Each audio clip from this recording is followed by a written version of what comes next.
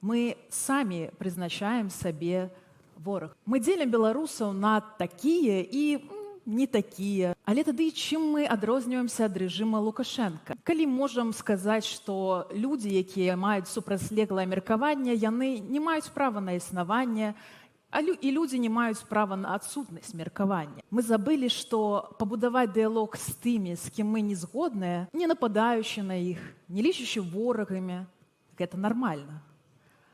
Бо гатоўнасць да дыялогу – гэта прыкмета цывілізаванасці і даросласць. У часы Першай сусветнай вайны на Заходнім фронце была вельмі распаўсюджаная з'ява, яна вядома як каляднае перамір'е.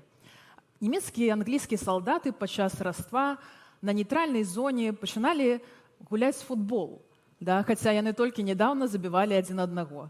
Абменьваліся падаркамі у акопах, праз акопы, прабачце.